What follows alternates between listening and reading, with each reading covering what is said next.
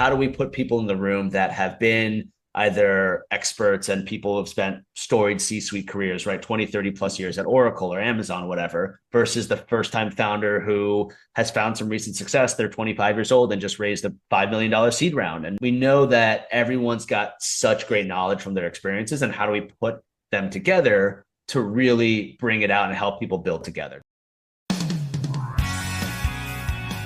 Hello and welcome to the podcast. My guest is Brian Lee. He's one of the founders of Gildre, which I believe is the future of networking. Brian is also the founder of Roamly, a service that helps you create personalized travel experiences, team building for your company, and more. But today we focused on Gildre, an innovative new networking community. So please welcome founder, entrepreneur, and networking expert, Brian Lee. Brian Lee, welcome to the podcast. Appreciate it, Michael. Thanks for having me. I'm really excited to talk to you today, especially about networking, team building. These are areas that you're an expert in. And I think this is going to be really helpful for people today, especially founders and startups who are wanting to do more of that networking and valuable, not just that surface level stuff where you exchange business cards, but really meeting quality people.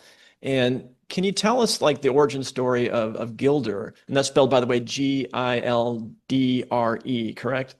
Exactly. Yep. Yeah. The origins of, a guild from maybe, more medieval times or Yeah.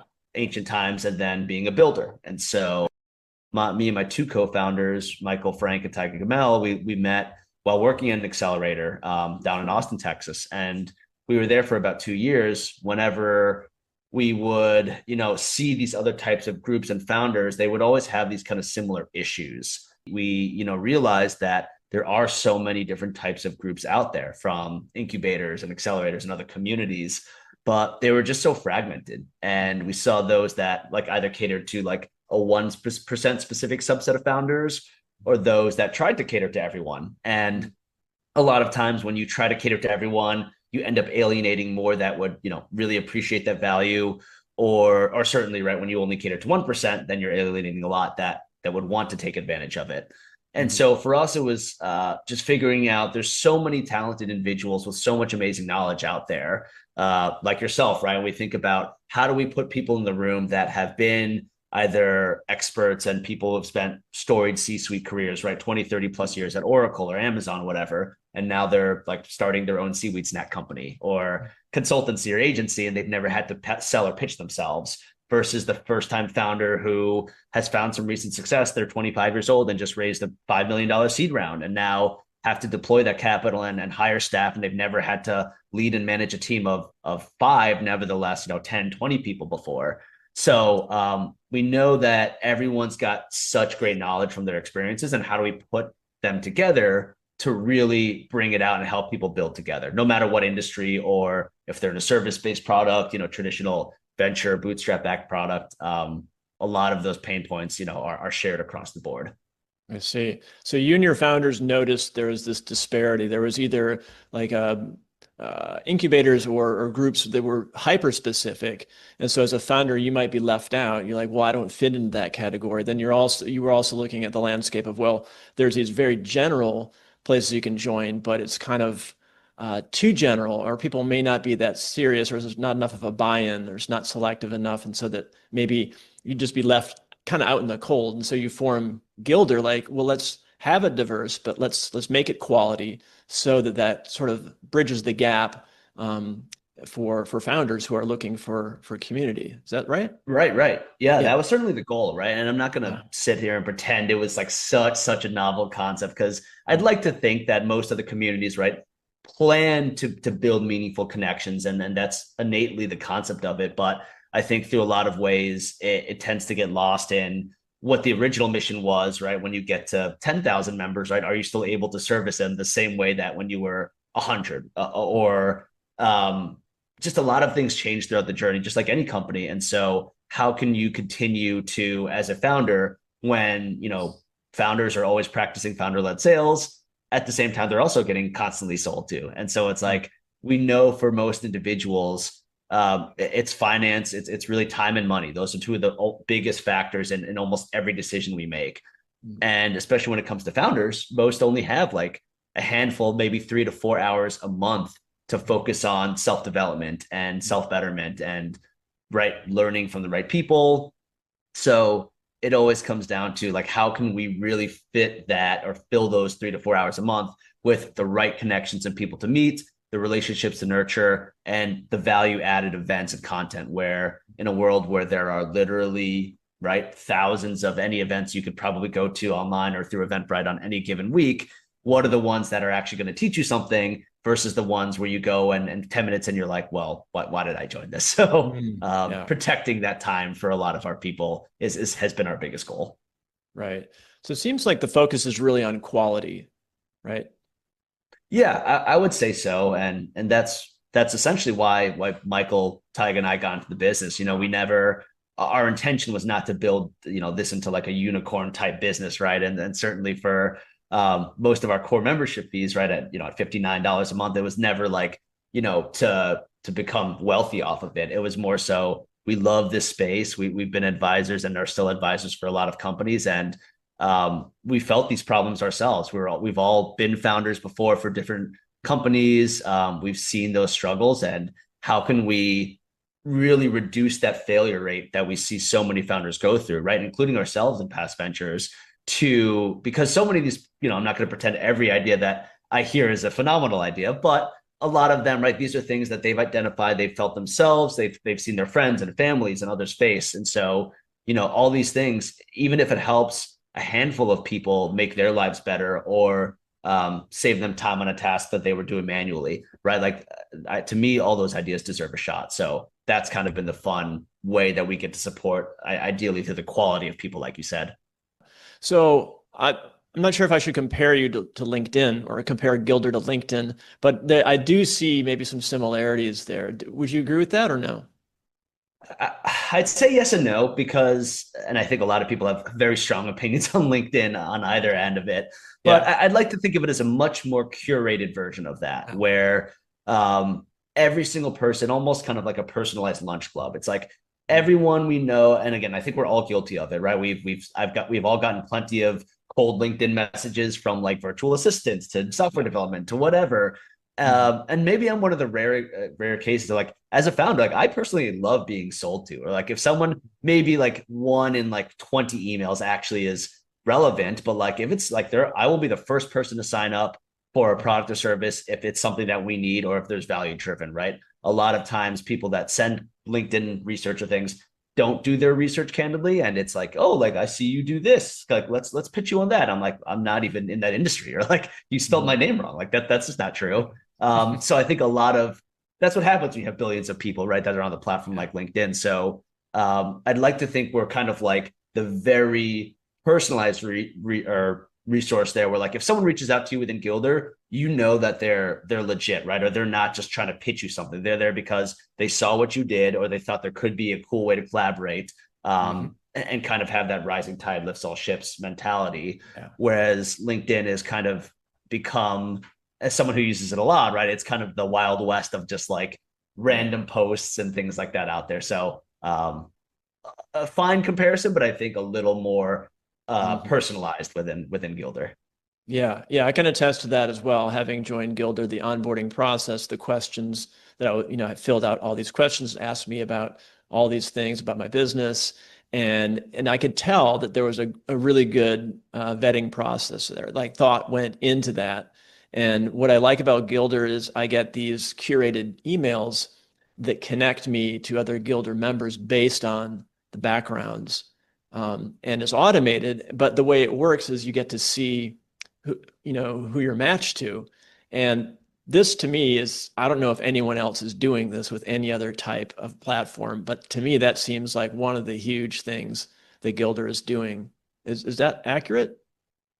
Yeah, I mean, it's certainly a big one Yeah. for us, as kind of alluding to that first thing you said about networking. And I think any founder in any type of business realizes that networking in one way or the other, is a big part of how you get clients or business or whatever your service or product is.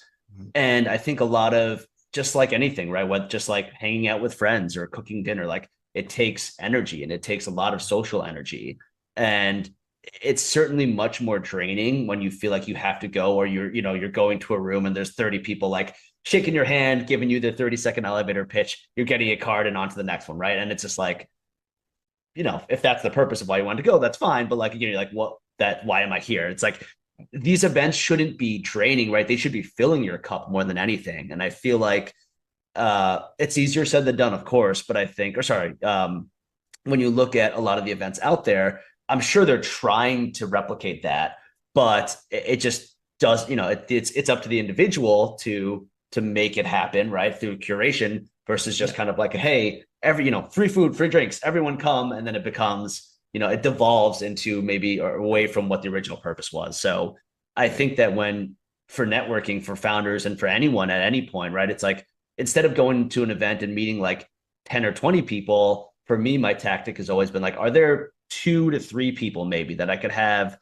It doesn't need to be like our life stories or anything, but again, we can have a more serious conversation or something that, again, that you leave realizing, oh, like I met Samantha, I met Michael, I met John, and I would absolutely grab a coffee or a beer or something with them, versus like, again, like talking to 20 service providers and maybe one's a good fit or maybe not. And you had a couple free drinks and that was your night, right? Right.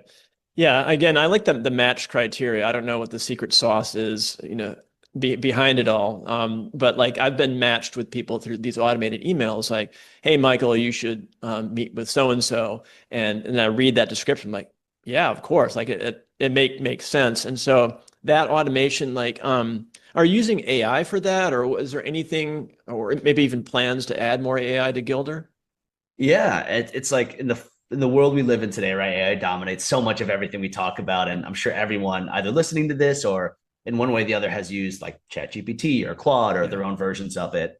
And so it's, yeah, like, to me, a lot of these like the best way is, how can you use AI to or to basically enhance the human component of things. And I think you see a lot of brands, companies like Duolingo is the hot one now, right? They kind of introduced their AI focused thing, and as a result, they've kind of got this huge backlash from all their users and people. So it's like, AI is such a phenomenal tool, and how can you use that to enhance the human experience? Yeah. And exactly like you said, so another Gildre member, Casey Davies Bell, he's the founder of Nexus, which is the tool that helps facilitate those one-on-one matching introductions. And yes, it's AI driven, but a lot of that comes from, like you said, those questionnaires and those things that people fill out when they join. It's like, I genuinely want to talk to people in these industries, in these spaces, with these backgrounds. And and I think a lot of groups or people just don't take the time to do that. And as a result, they get these kind of bad matches when all it takes is like 5 to 10 minutes of like pre-work and due diligence, and then to create hopefully a lifetime of good matches. Again, just like anything else, right? They're never going to be 100%, but our goal is to make them, close to it, or damn near, where you don't have to worry about, like, I think Lunch Club is another example, right? And I've gotten some phenomenal matches out of it. I've also gotten some not so phenomenal ones. And I think that's just life. You're going to get, the highs and lows, but with Gildre, how can we kind of keep them, mostly high and maybe within that top 20%? Right. So it's a big time saver for founders, busy entrepreneurs. Like you do networking without any kind of guidance from Gildre or one of these places, or like LinkedIn, for example, like Wild West. Like you're doing your own curating, and I don't have time for this. Here's all these business cards. I can't remember that conversation. But with something like Gildre, you're getting these automated email matches, so it's like you can say yes or no to it, but you're getting presented with things. And so it's doing the work on the back end for you and saying, hey, do you want to go to this, networking meeting? Do you want to meet with this person via email? And so it's like, yeah, again, I think the word is curation, and that's what you guys are doing. Absolutely. Yeah. And thank you for highlighting that. Cause again, that's always the goal. Like, as a founder, your priority is always like your customers, your business, maybe it's your investors, maybe it should be your own family, your own health and everything like that. And like unfortunately, the self-betterment and that networking kind of falls to the wayside because we're so entrenched in, getting clients and everything and to see the business grow. So yeah, like having that group or your own personal advisory board, right, working for you has kind of been our mission. And how do we between the three of us, we've got a phenomenal community manager in Eliana, and a lot of just how do we really support that from when we started to right to now 270 members to the next 270 members and beyond, because our mission has always been, if we feel like that level of service or that kind of level of connection is fading away, right, that's kind of when we stop or we pare back. So it's kind of like an art and science of growing Gildre. Like we have this mission. We want to provide quality connections, the curated networking there. But like, do you think that there is like a size aspect to it? Is there a way to break it down either through technology or a vetting process where you're able to keep that same quality of connections while really scaling up? Any ideas? And I don't want you to give away your business plan, but I'm just sort of curious about that. Right. Right. You're absolutely correct on that. And so like for us, it's always been like we've always had our calendars like available to all Gildre members where we want to be a big part of that. If you have questions, feel free to book time. And certainly that's a little more feasible with 270 than it is with 10,000. Yeah. I think, like you said, it's a science, but it's also more of an art. And so I think that where we've seen a lot of communities that even I've been a part of where that's kind of fallen out, it's just the type of people, are they actually sharing good advice or good questions or things that people can learn from versus just creating like an echo chamber that, and I see a lot of podcasts like do that too. And it's great that this one's like really refreshing because I've seen some of your other episodes and guests, and like, how do you know who to really trust or who to listen to? And again, and a lot of that comes to what we've tried to do at Gildre, and how do you get the best people that are truly experts at their craft that can be those coaches, that can be those advisors and mentors and sounding boards for founders that are building when they don't necessarily know where to turn to.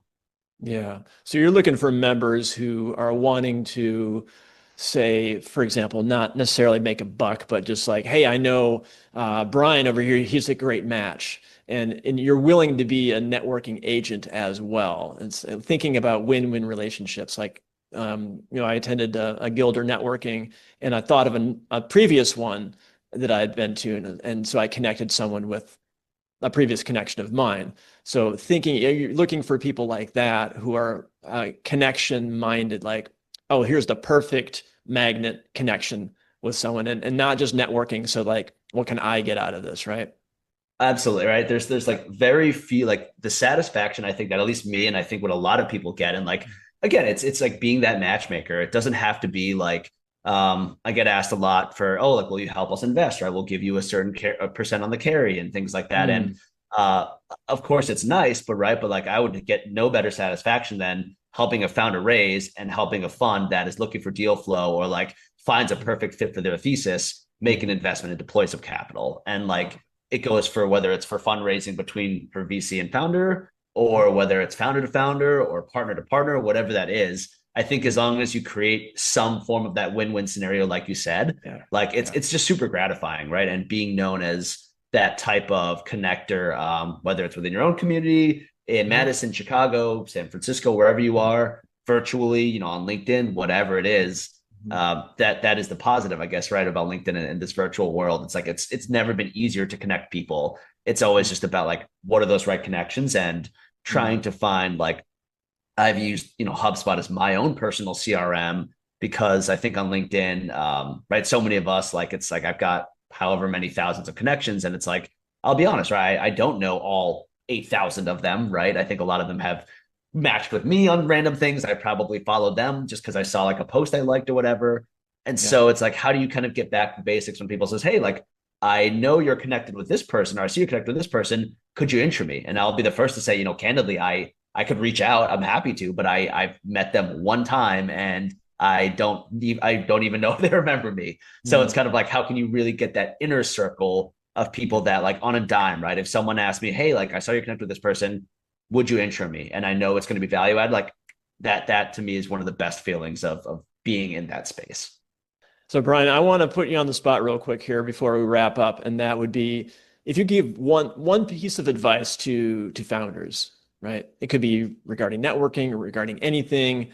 Someone who's starting out, they're ambitious, they're growing, they got a great idea. And they're looking to you and they say, what's what kind of one piece of advice, just like one top nugget, what would you say to that founder?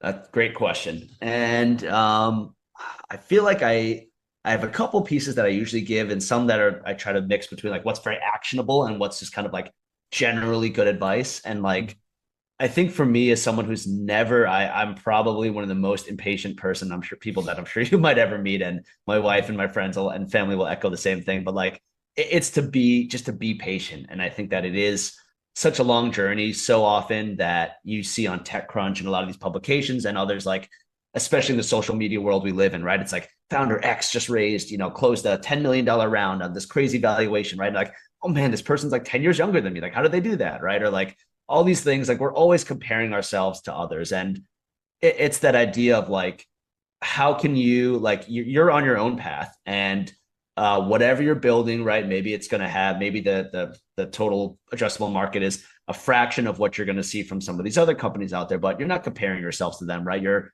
only comparing yourself to you. And I think that for me, when we first launched Roamly, a lot of it was just like, okay, cool. Like, yeah, like, you fundraise and you get, your customers and you get product market fit and you rinse and repeat and you do that until you exit. And I think a lot of founders have this misconception of what the founder journey actually looks like. And that's a reason why so many of founders unfortunately fail, right? Or at least their first or second venture. And so I think the biggest advice I would have is just like, be patient. It's so hard being patient when you aren't paying yourself a salary, right? When you aren't able to, when you maybe gave up a high paying corporate job to go do into this. And so it is counterintuitive in a lot of ways. And so it's like just making sure you're in a position before you launch your company to be able to be patient. And if you're able to get product market fit in a matter of months, phenomenal, right? If you're like Figma and a lot of these other unicorns and crazy companies that took years to get product market fit, but eventually found success, the road's going to be different for everyone. So I think that that's kind of where I like to leave that as more top level advice. Just be patient. If it's meant to be, it's meant to be, and you'll do everything that you need to make it happen, or you'll go on to the next idea and make the next one work.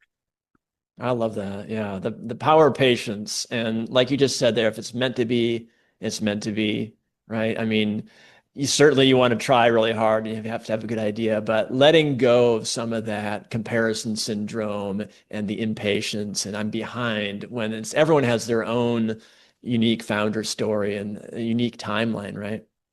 Yep. Yeah. That's the best part to hear of things. I love hearing everyone's stories, and Yeah. well, this world of building in public. And I think this transparency, where in the past people were very secretive about, and that's fine. You can still, I'm not saying you have to share your full revenue numbers and things like that, but it's like, it is really nice to see, because I think as a founder, so much of, especially when you talk to VCs, you paint yourself as this super knowledgeable expert, this beacon of success. And other founders see that on LinkedIn and think that I have to do the same thing, right? Or I have to do that also. When I think a lot of times, if we were just transparent, it's like, hey, it took us 2 years from when we launched to get our first customer, right? It took us, like, if we were just very upfront about it, I think people would understand what the expectations are along that journey. So exactly like you said, yeah, it's just how can you spread the word of that, right? And help people understand through coaching, through workshops, through everything, the resources that founders can hopefully find, how to be successful in their first or 10th venture. Well said. I love it. So, Brian, where can people find out more about you, get in contact with you, find out about Gildre or Roamly? What's the best way to get in touch? Yeah, I mean, Gildre.com, that's always my personal, or I guess my business email right there. Like I always, like, I'm super type A OCD in the sense of like I try to clear my inbox out each night. And so again, if it's just something that I can help with, unrelated to Gildre or unrelated just to my own network, again, I always welcome people reaching out. So through brian@gildre.com, my LinkedIn always available. Yeah, I love this stuff. So that's what I enjoy the most. So anywhere you want to reach out and get in touch with me through those platforms, I'm more than happy to connect. Awesome. Well, Brian Lee, it's been a pleasure talking with you today, and thanks for all of your advice. It's great getting to know you more and more, and thanks for being on the show. Of course, Michael, thanks for having me. Excited to see in future episodes and future guests. So appreciate the time.